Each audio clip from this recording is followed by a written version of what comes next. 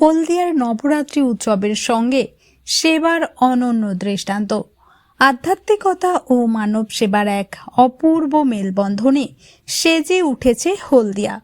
18 March থেকে 29 March পর্যন্ত 12 দিন ব্যাপী বর্ণাঢ্য নবরাত্রি উৎসবের আয়োজন করেছে রাজীব ওয়েলফেয়ার ফাউন্ডেশন ও নবরাত্রি উৎসব কমিটি।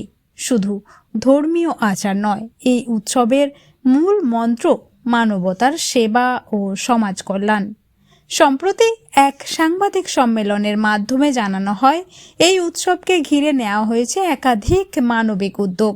ইতিমধ্যেই 3000-এরও বেশি দুস্থ মানুষের হাতে বস্ত্র তুলে দেওয়া হয়েছে। তবে সবচেয়ে উল্লেখযোগ্য দৃষ্টান্ত স্থাপন করেছে সমাজসেবী শ্রী তপন মণ্ডল। অসহায় প্রবীণদের আশ্রয় দেওয়ার জন্য তিনি মন্দারমণিতে 2 একর জমি বৃদ্ধাশ্রম নির্মাণের জন্য দান করার কথা ঘোষণা করেছেন, যা নিঃসন্দেহে এক অনুকরণীয় উদ্যোগ।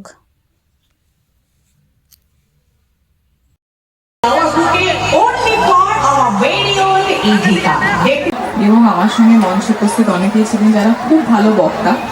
আমি খুব ভালো শ্রোতা বলে আমার ধারণা, তবে কতটা ভালো বক্তা আমি জানি না, কিন্তু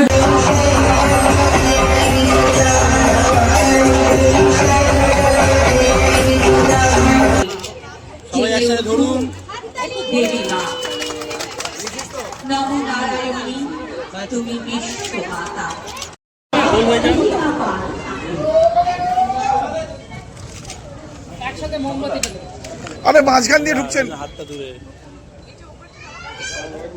আরে মোবাইল ঢুকিও না ভাই।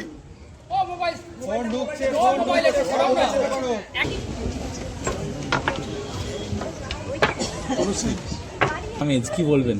খুবই ভালো লাগছে আমার তো। হঠাৎ করে আমি যখন মণ্ডপে ঢুকলাম, আমার মনে হলো যে যেরকম দুর্গাপুজোর সময় যে এক্সাইটমেন্টটা ফিল করি বা যে আনন্দটা হয়, ঠিক মণ্ডপে ঢোকার সময় সেই আনন্দই এবং সেই এক্সাইটমেন্টটাই ফিল হচ্ছে। আমরা 2025 সালের 15 মার্চ আমরা আমাদের পথ চলা শুরু করি।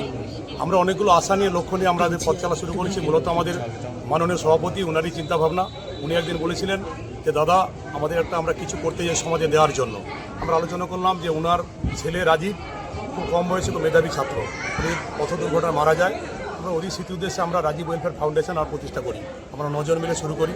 পরবর্তীকালে বিরাট কর্মকাণ্ড, এইটা নিয়ে কি বলবেন? আমি খুব খুশি আজকে।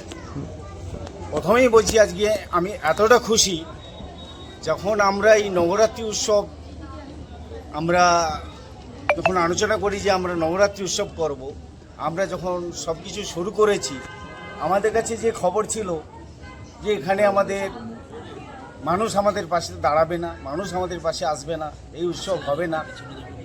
আজকের ডেটে আজ যে উদ্বোধন করে আমি যে এত হাজার